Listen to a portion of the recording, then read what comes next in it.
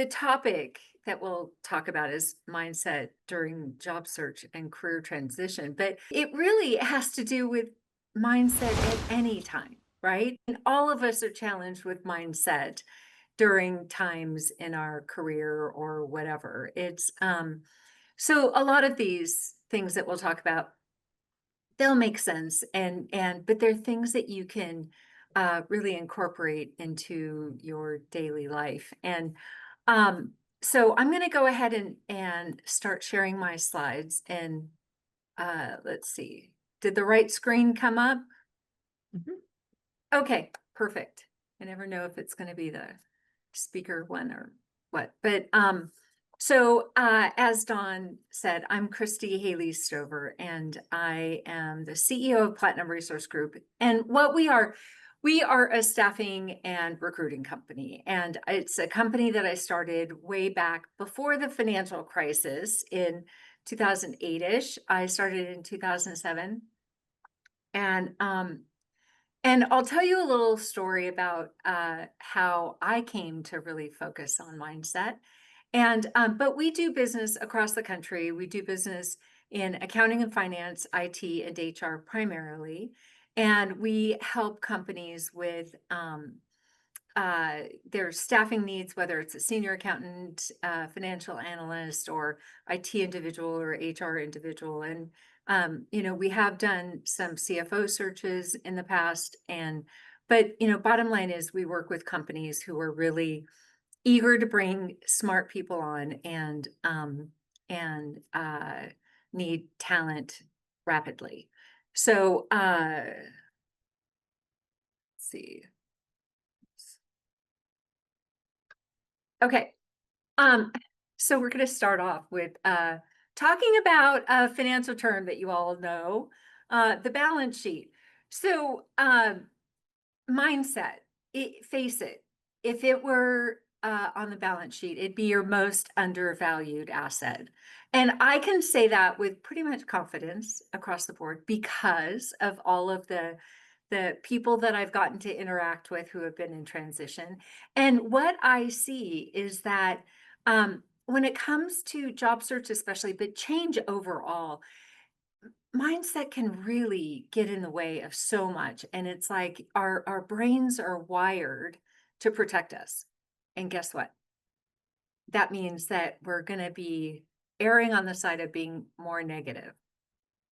It's not going to help us necessarily in job search.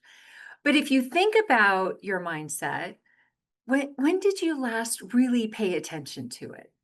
And if you really think about it, when you stop and listen to your internal dialogue, face it, if you're looking for a job or if you're facing some major change in life, your inner dialogue is not necessarily helping you. It could, but it takes a conscious focus to do that. So I'm going to ask, and please put this in chat. Tell me if you're in transition. I want to know if you're in transition, and also tell me if you've been challenged with some negative internal thoughts. Yeah, Jackie, sometimes negative thoughts. Okay, so it is a thing for people, and so a little bit about my backstory.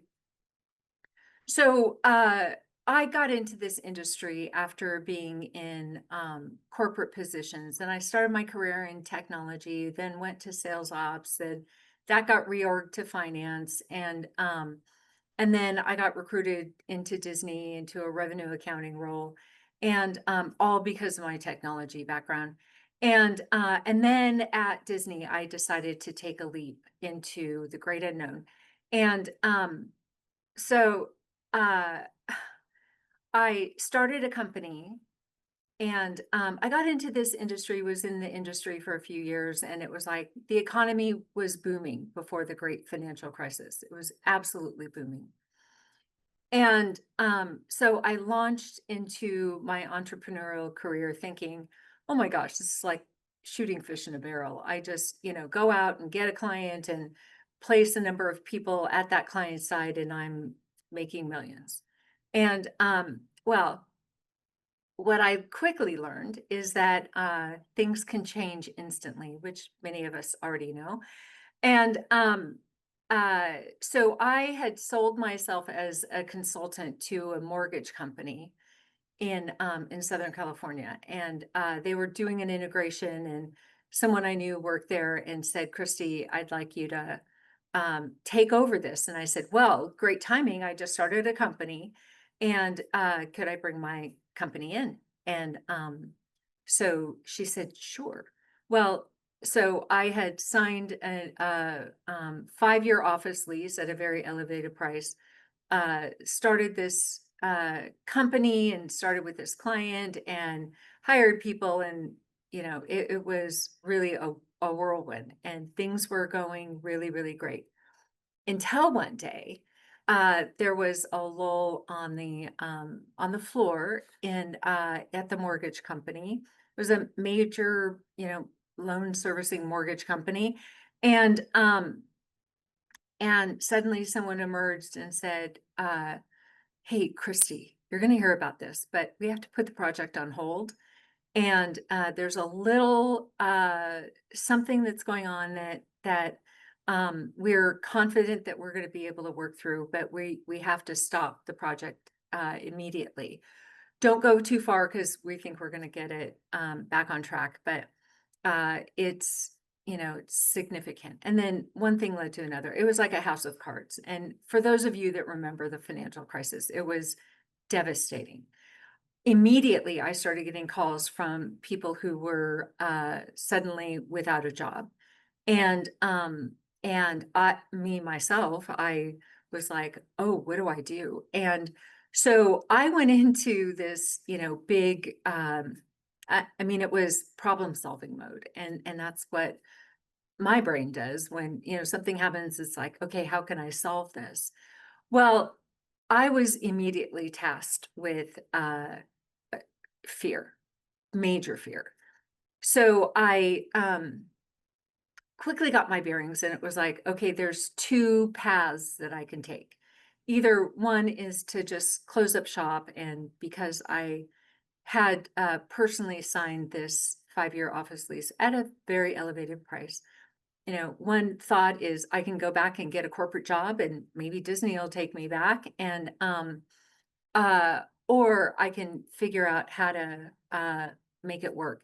And so what I thought is, number one, I wanted to continue my entrepreneurial journey because I had really, I knew that I may never have another chance. And and but there was this problem because even my competitors were starting to go out of business. And I thought, well, what do I do? So what I did was I had a conversation with my husband and said, "You know what? I've got to put blinders on fear. And if I'm going to make this work, let's look at the runway and see what runway we have. And let's see if we can make it work." And immediately I started going into, and I'm not really sure what drove me to that, but really focused on how can I control my mind? Because the fear was real and it was huge. And how can I control what I think about so that I can stay focused and really attempt to see if I can make this happen? And it was really interesting. I had lots of experiments, and I knew that I had to manage my mindset and connect with people, and in a way that would be meaningful. So my whole thing was, let me see if I could help people as a way of getting introductions into companies, and that's what I did. And but but it was so important to make sure that I came from a place of opportunity and optimism and positivity, or else I would never be able to connect with people. So I really, really focused on mindset to make sure that what I did when I connected with people is that I showed up in the most impactful, energetic, and authentic state. And so I really worked on that. And it was a fascinating journey just to explore how to manage your energy, how to manage your mindset, and how to really make connections that were impactful. And so um, some of what I learned is what I'm sharing with you. And then there's much more. So when we're in a time of transition or change or stress or whatever, um, we go through kind of a questioning of our identity. And in job search especially, identity disruption is real. We are so tied to our jobs and what we do. And anytime, that boat is rocked, we question ourselves and, who are we? What value do I bring, et cetera. Um, there's a concept of the leadership paradox. And, you know, so when you're in a role, you know that you're successful and you have influence, right? But suddenly when that's taken away, you feel invisible and or less worthy or less important or all of that. And that's where, it's got to be about managing your mindset and really staying in that empowered state. uh Transition does tax your confidence and your clarity. And the confidence, once your confidence is rocked, and the reason that I'm bringing these things up, because most of you know that you can sense when somebody's a little bit shaken or in an unconfident state, right? And and but guess what? You're showing up in that way as well if you are in a compromised state. What we think we're showing up with is not what we're isn't what's showing up if we're in a state of lower energy, um, unconfident, or not, or just questioning what we're doing and if we're even going to find a job again. And I like this quote because it's between stimulus and response. There's a space, and that that space is that voice in your head. And when you're thinking these things, and so much of the time, we're not even aware of some of the things that we're thinking about. And but it's important to listen to our thoughts, because those thoughts are the ones that are going to show up with us every time we meet with somebody. So when we're in job search, we typically, I so the reason I know so much about this is we host an executives in transition boot camp. It's something that we started in 2008, and we've put about 4,000 people through the program.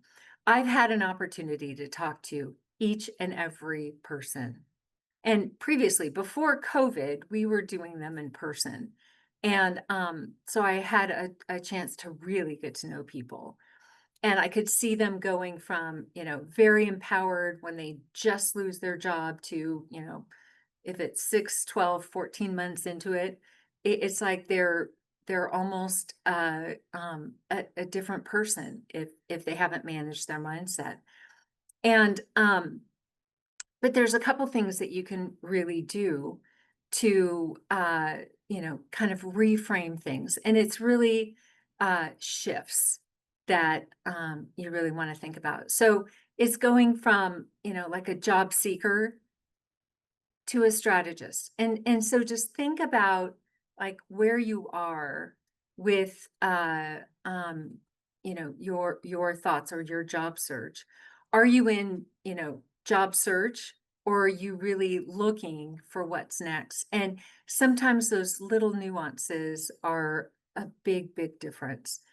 And, so if you're doing a market reentry strategy versus a job search, that, how does that make you feel? Think about the words and the impact on your neurology, your energy level, when you say those words.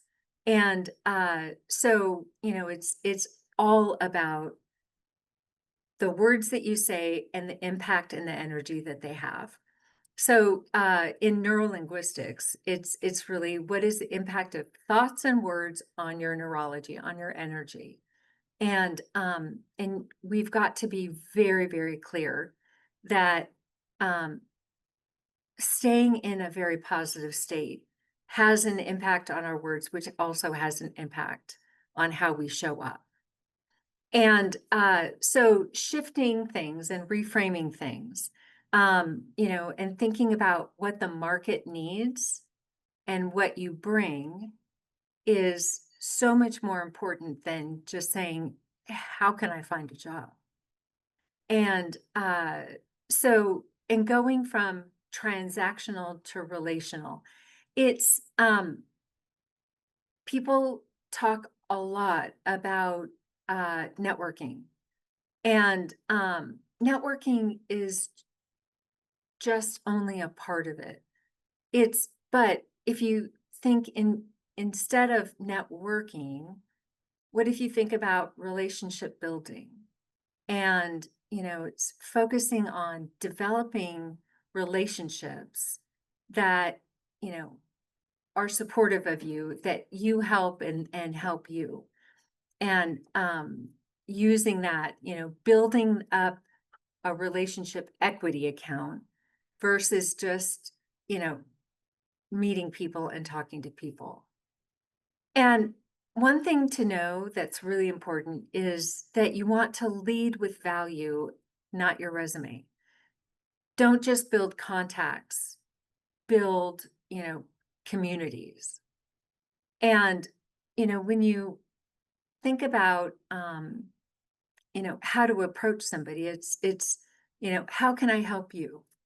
And so, because the job isn't necessarily there anymore, but you are not the job, right? And reclaim that narrative. I'm not between jobs. I'm between impact platforms. That's a good one, right? And what do I want to become? So a lot of the things that we talk about in our executive boot camp is really about, who you are rather than, just what you're doing. So more on reframing. Um, Mindset management requires attention to current thoughts. And what I mean by that is, do an assessment of some of the things that you're thinking about. And again, as I said at the beginning, all of these skills, all of these suggestions are things that you can do in your daily life. And, even when you have a job. But it's always important to start listening to your thoughts, because if you're unsuccessful or if you haven't experienced much success in your job search, most of it is likely because of the mindset, how you're showing up. And start thinking about, start assessing, what are you thinking about? We think, they say 80 to 90,000 thoughts a day. And what they also say is about 80 to 90% of them are the same thoughts that we thought about yesterday. And so what we're doing is we're repeating patterns. And in the brain, we're developing neural pathways, and these neural pathways get used time and time again. And in order to really make shifts in our mindset, we have to shift or sever a neural pathway to create another one. So there's a concept of a green zone and a red zone. And if you think about your thoughts and if you were to write them down and categorize them, And think about green being, that's where you want to be, versus red, which is, a negative thought. It might be, I'm having a challenge finding a role, or the economy sucks, right? That could be that's definitely a red zone thought. And but it's about how do you shift it. And the difference between green and red, it's absolute. You can't be in a green zone if you have even a little bit in a red zone. You've got to really do an assessment of the thoughts that you're thinking. There's an author, his name is Rick Carson, and he talks about taming your gremlin. And that's the name of his book, Taming Your Gremlin. And he talks about having a gremlin and a whisperer on either, shoulder. The whisperer is, encouraging and saying good things to you in your head. But it's usually a meeker voice. The gremlin is like screaming at you, just saying, "Oh my gosh, look at this economy. Look at what's happening. There's so many people in transition. Job search is hard." Well, if you think about those two voices, they're competing. And so the whole objective is to shrink the negative voice so that you can have more resources to focus on positive thoughts and you know not have it not have your thoughts be such a hindrance in your job search. So he comes up with three ways to combat that negative voice. One is simply to notice. The second one is to choose and play with options. And just simply noticing will shrink that negative voice. When he talks about choosing and playing with options, what he's talking about is the reframe. And if you can reframe your thoughts, and the best, most compelling way, in his opinion, of reframing thoughts is to do it with humor. And because if you can sever that neural pathway in a powerful way, then that negative thought never will come up again. And it could be something as simple as I'm there's ageism, and I'm being excluded because I'm over the age of whatever. And rather than say that, replacing it with something like, wow, I'm like fine wine. It's more appreciated the older it gets. And so whatever might resonate with you, it's about truly severing that neural pathway. The third thing that Rick Carson talks about is to just be in process with it. Know that that's how our brains are wired, and just be in process with it. We've got to shift it, and it's a constant thing. It doesn't necessarily stop. It doesn't stop. And so that's food for thought there. There's another author, her name is Barbara Fredrickson, and she actually created this theory called the broaden and build theory. So that whole thing about, your thoughts can spiral you down. But what she says is there's a way for you to spiral up. And it's all focused on your thoughts, managing your state and state of mind, and staying in a more positive state. And she talks about it being more important than happiness. So many people think, I have to be in a happy state, I have to focus on happiness. But what she says is, no, it's really about focusing on positivity. And positivity allows you to see possibilities. This is something that is so critical in job search, and I'll tell you why. If you are thinking in terms of, how hard the job search is, or you're not getting calls back, guess what? You're developing more of a tunnel vision, and you're not able to see opportunities because you're only focused in this narrow negative field.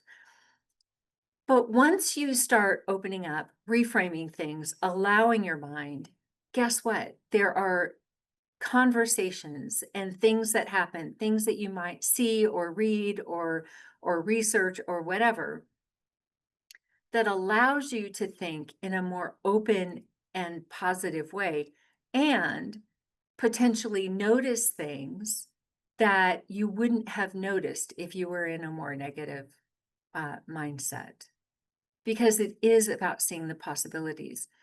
She did an experiment with many, many people, and she showed them two sets of images. One set of images were, war and devastation, you know, crime, corruption, etc. And then the other set of images was, puppy dogs and babies and butterflies and all these beautiful things, right? Sunsets, etc. She had peripheral images around each of the, larger images. And what she found was that in the negative pictures, the negative images, um, people couldn't see the peripheral images, but in the positive ones, they could. And really, when you think about it, when you're in a more positive mindset, the world looks different, doesn't it? Things look different when even when you're in a job versus not in a job, things look different. And that's the important thing to think about, is staying in a positive mindset allows you to think more clearly and have more resources to draw from. Okay, now let's talk about energetic frequency. It's one of my favorite topics. Um, so what is it? It's emotional state that you broadcast, your emotional and mental state that you broadcast, your energy. Whether you are aware or not, you are emitting a vibration. And that vibration is entering a room with you before you even open your mouth. It can be, in a video screen. It can be the look on your face. It could be, the words that you choose. Anything. Your energetic frequency is your executive signal, right? It's really about what is your energetic frequency, and you have to do an assessment of your energetic frequency all the time. And why does it matter? Okay, we all have mirror neurons, and those mirror neurons cause us to, align with other people or repel against, what we're facing. We either like the energy that we're faced with, or we don't. And confidence or fear is emitted differently. It can show up as desperation. It can show up as your gravitas, your executive presence. All of this, it's palpable if you think about it. Your tone, your posture, your presence, all of this, it speaks much louder than even your resume. When you're focused on an energetic frequency that is higher in the scale, and I actually have a scale that I can show you, you're emitting something that either people want or they don't want, right? You want to emit more optimism, positivity. You want to match with people that you want to connect with, whether that is an interviewer, a CEO, a recruiter, whoever it is. You've got to be in that energetic frequency that allows you to connect with others. So here's a chart. I hope you can see it. I know it's small writing, but you'll have this deck so you can take a look at it. I pulled this off the internet just because it actually shows the hertz level. You'll hear a lot more about this, and because they're starting to talk about, um, what Hertz level music is at, and different things that can help you shift your state. Because it's not just about thinking, about being more in a positive state. It's actually, there's much more science that goes along with it. And so this chart really shows if you're in a state of enlightenment, you're in a powerful state and you're inspiring.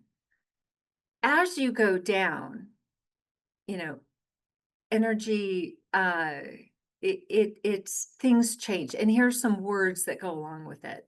So, energy starts expanding when you're in a state of courage and affirmation. So that's when energy starts expanding. It starts contracting when you start, keeping score, or you think about ego or pride, anger or fear, all of those. Shame is the lowest energetic frequency. It's more than depression. It's the lowest energy frequency that you can have. So when you think about what state you're in while you're in job search, it's not practical to think you're always going to be in a state of enlightenment. Just doesn't happen. But the important thing to think about is where you think you are, and how to raise that. Because if you're connecting with a hiring manager, you have to be in a higher state of energetic frequency, than a lower state.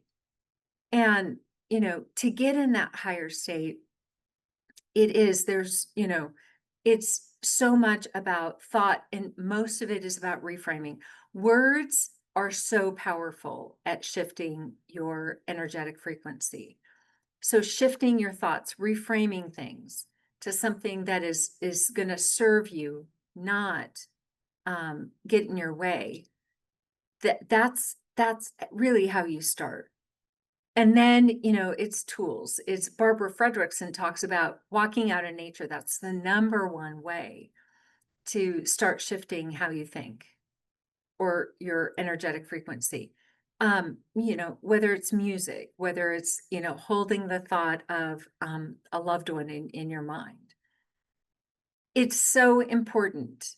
Every conversation that you have, if it doesn't serve you, it's not serving you. It has to serve you.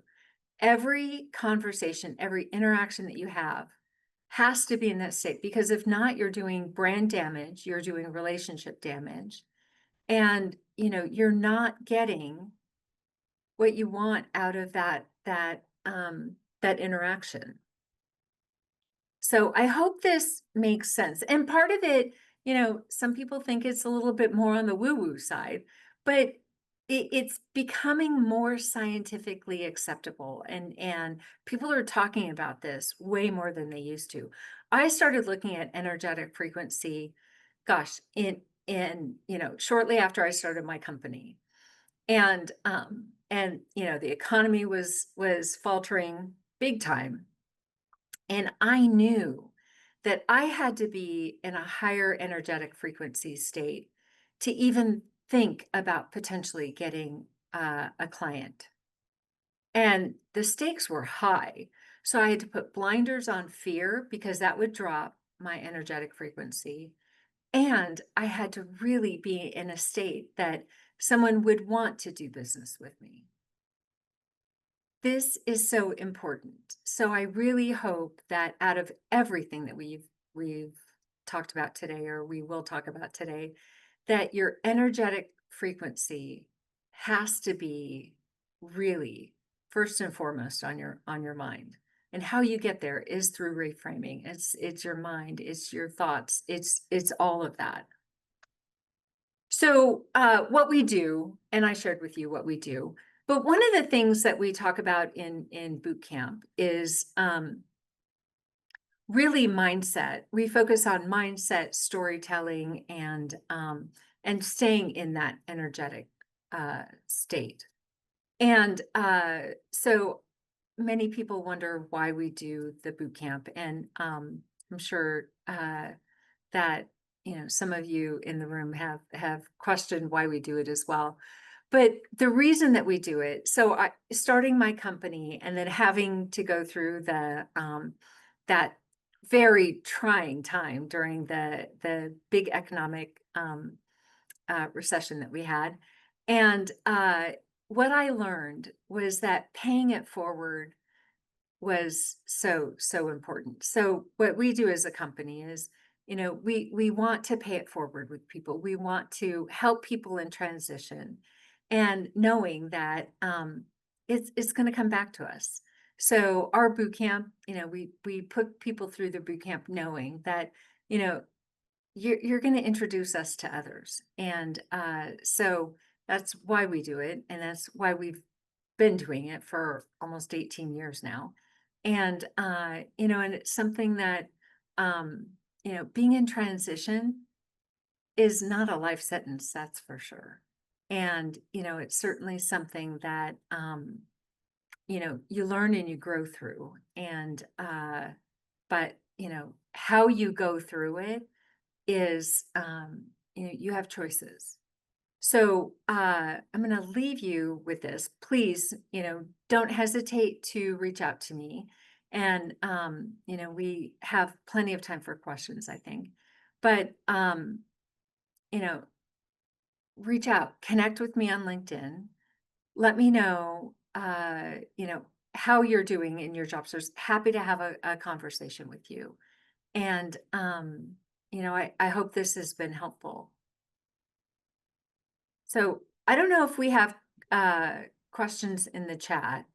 None right now. So anyone wants to come off mute, feel free and ask away. Don't be shy. So Hi, who has? Christi. Oh, Hi, who is this?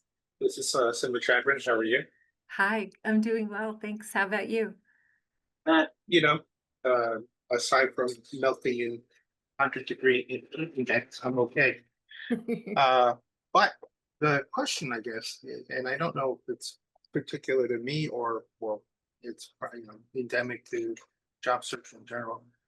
That you go through what I would say are extremes in emotion, where you get a call back from somebody and you're like, oh wow, I'm really happy and everything's great, and then the next person goes to you, and then somebody else cancels, and so you end up trying to insulate yourself from these emotional turbulences, but they're a natural part of working through these processes. And I can understand keeping your mindset in a certain direction, but how do you avoid, or is there a good way of looking at how to mitigate some of these wild swings that take place just from frustration or overall uh, personality uh, uh, characteristics? And that's a really great question. And you know, so there's an author, long dead, but his name is Christian Larson. He wrote a statement about peace of mind. And what many people, especially the ones, previously before this whole positive psychology movement, talked about your peace of mind. So the whole thing is Christian Larson talks about let nothing disturb your peace of mind. But what he talks about, if you really read that statement, it's don't let anything get too high or too low.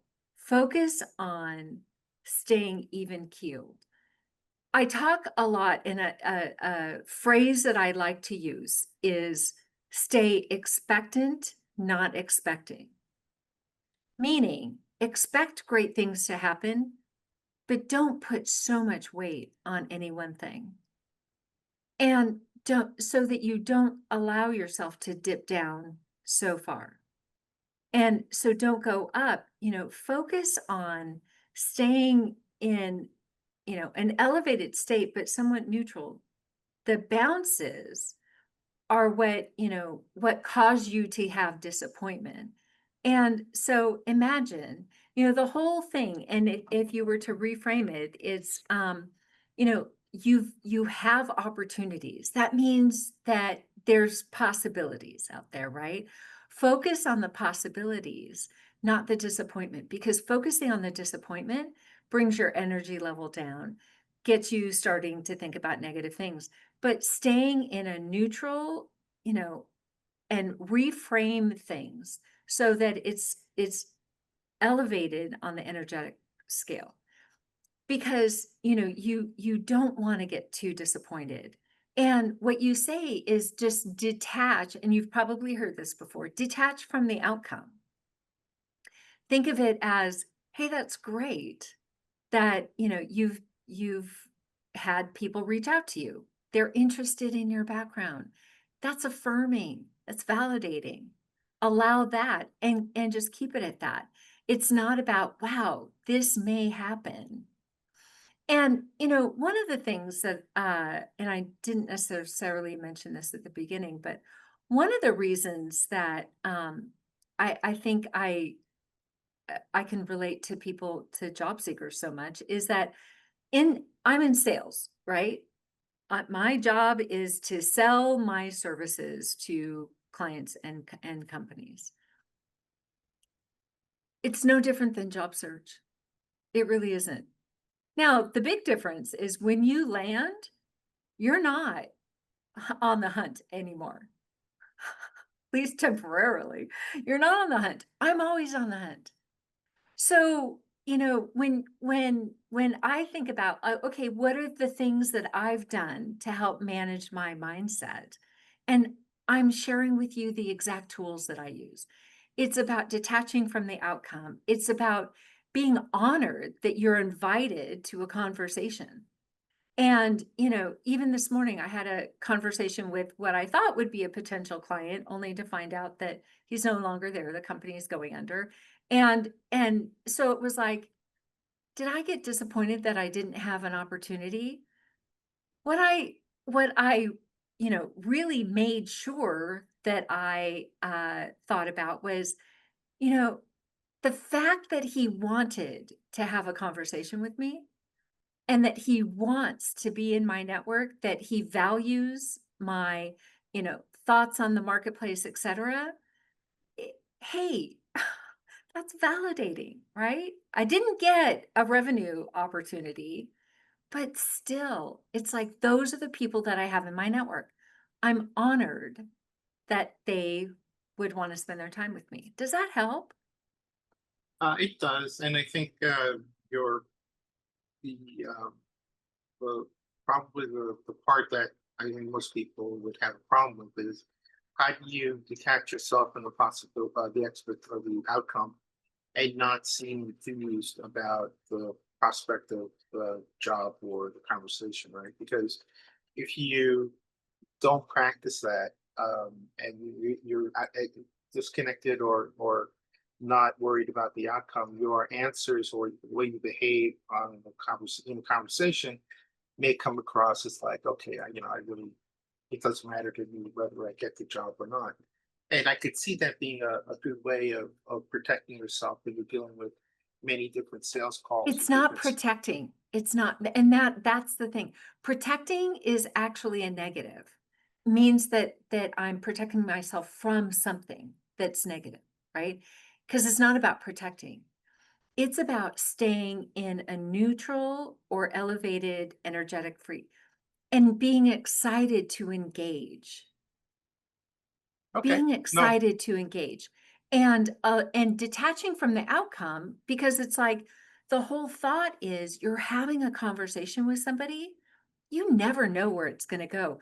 Your job is to put one foot in front of the other and to show up in the best way, in the most authentic way that you possibly can. That's your job. Your job is not to get a job. Your job is to connect with others. No, that's absolutely true. I guess it just requires me to reframe my thinking and stay and choose the thoughts that serve me best as opposed to worrying about things that are outside of my control. And that's absolutely it. We can only focus on what's in our control. What's in our control is our attitude, our thoughts, etc. No, you're absolutely correct. Thanks Who for else? Oh, my pleasure. Anytime. Hey, Christy, it's Greg from Charlotte. How are you? Hi, Greg. Are you staying cool? No, no. It's about my apple juice time too. I saw your apple juice is getting to be close to that time. Oh, Um, just an observation, right? I had 30 or some years in corporate America, right? I've been on the hunt for 9 months. Um, I guess, the more things change, the more they stay the same, and kind of looking for your observations of the marketplace right now, right? I mean, you've got all the AI stuff, you've got applicant tracking, you've got all that stuff. At the end of the day, it boils down to your network. I get all that. What surprised me more than anything is very close relationships that I've had over the years either ghost you. I mean, maybe they're worried about their own jobs, right? And it's not asking somebody for a job. It's just, hey, I want to catch up. How's the family? How's the kids? How you been? Right? We haven't talked in a few months. Um, I large network, right? I was in consulting sales.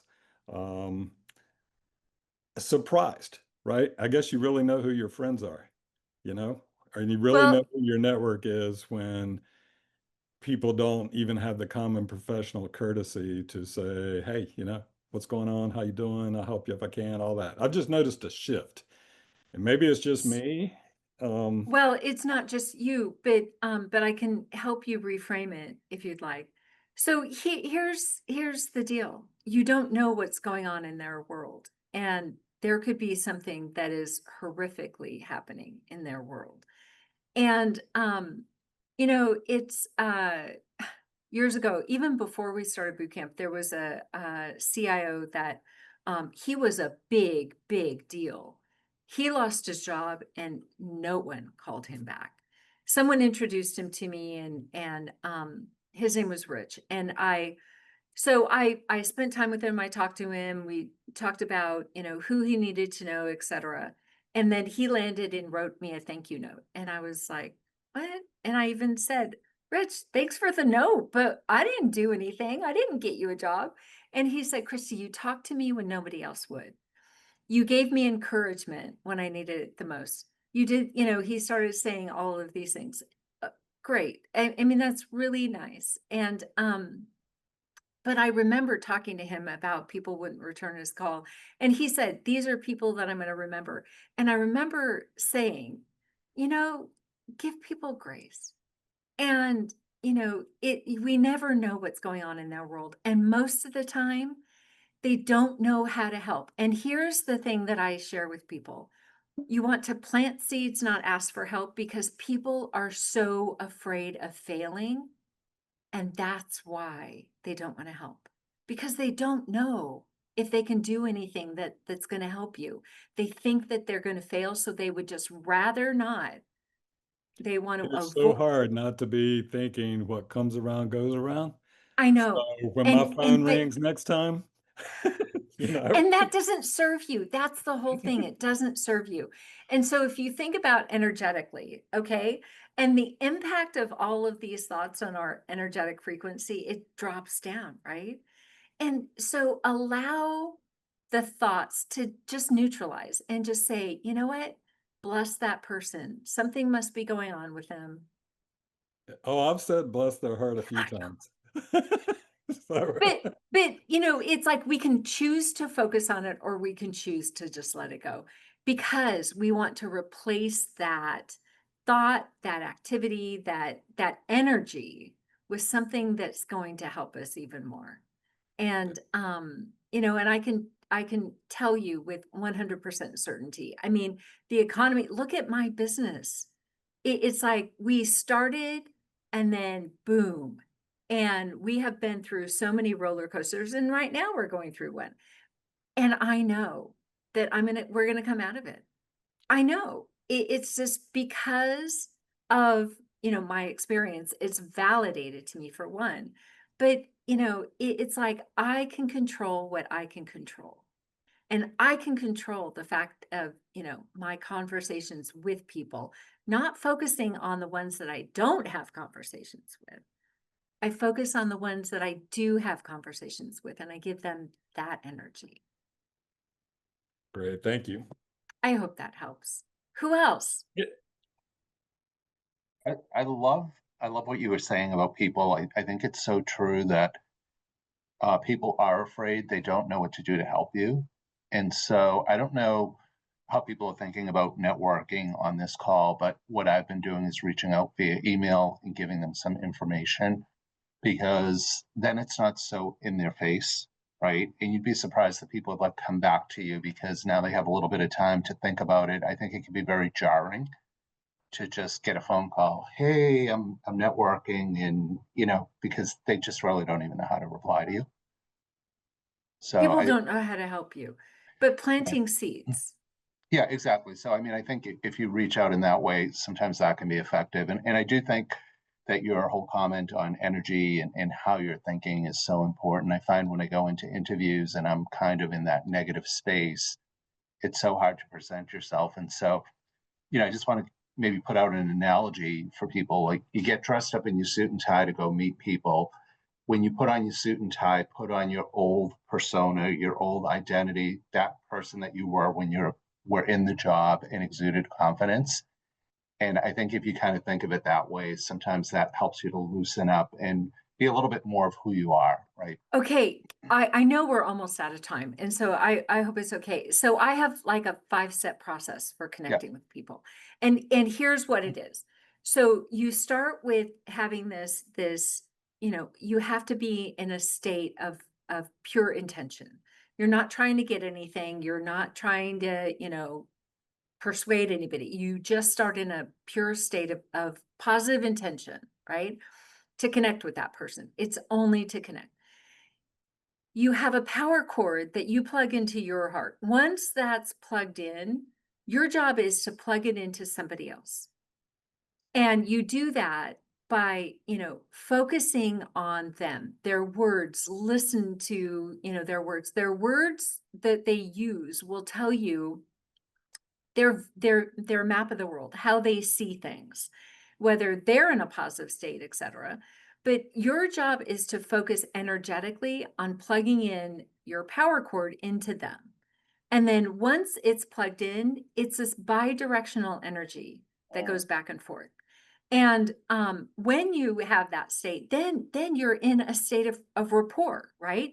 It's all about developing rapport. And you mentioned, to put on that old suit, but it's your current suit. That's who you are. And so put on that suit of, here's my authentic self. And, Yep. and then, so here's another trick. Okay. Cause I did lots of experiments, and lots of research and lots of reading. Left eye to left eye. Look at somebody's left eye, especially when you're in person. Works like magic, but you can even do it virtually. And I've even done it on the phone. The whole thing is you want to connect with somebody's emotional mind. Relationships are developed emotionally, not intellectually. So left eye to left eye connects with the right brain, and the right brain is where the emotional centers are. Oh, so they say, there's always, but focus left eye to left eye, focus on that power cord, heart to heart connection. Listen to, what's their map of the world, and focus on that energetic connection, because that is where rapport is built, and that's when things flow. That is absolutely how things flow. Once you develop rapport, you've made an impact on somebody. You may not get the job, but they may be referring you to somebody else. It's because energetically you've connected with them. they can hardly explain why you've made such an impact on them, but they know that you have.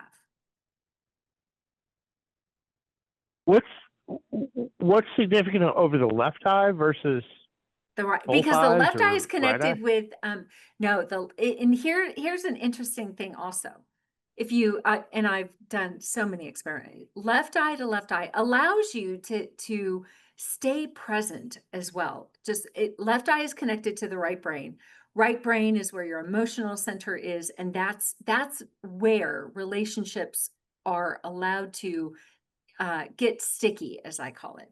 Relationships are developed on the right side of your brain. You can develop an intellectual relationship. Studies have shown it's not as sticky as a right brain connection. You always want to make a right brain connection. That's where the emotions are. So then somebody brings up your name. Hey, Don, you probably could attest to this. I'm going to put you on the spot here. When my name is brought up, how do you feel? Inspired, excited, happy. And guess why? Because we've focused on a right brain connection. It is not an intellectual connection. If I only talk to Dawn about job search and in a robotic way, but I'm focusing with Dawn, in an emotional way, in a relationship way. And that is where true relationships get sticky in a good way. You want them to stick. You want people to remember you. You want to be memorable. And I could tell you story after story. There was one client, if I may, just one quick one. Someone introduced me to a client. He said, I don't know if she's going to be able to get, use you, but she's a nice gal, and yes, I'll introduce you. So he introduced us, and we spent time, and I used all of my tools, and then I followed up with her the following week, and I said, it was really great to meet you.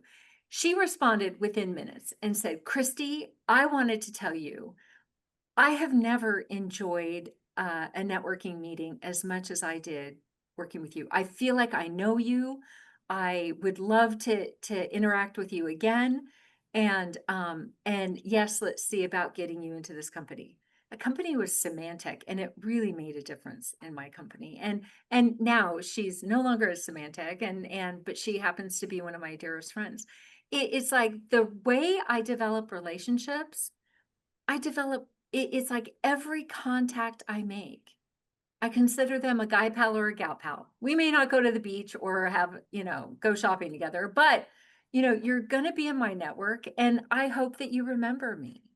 And if that's the impact that you intentionally make on somebody, it will happen.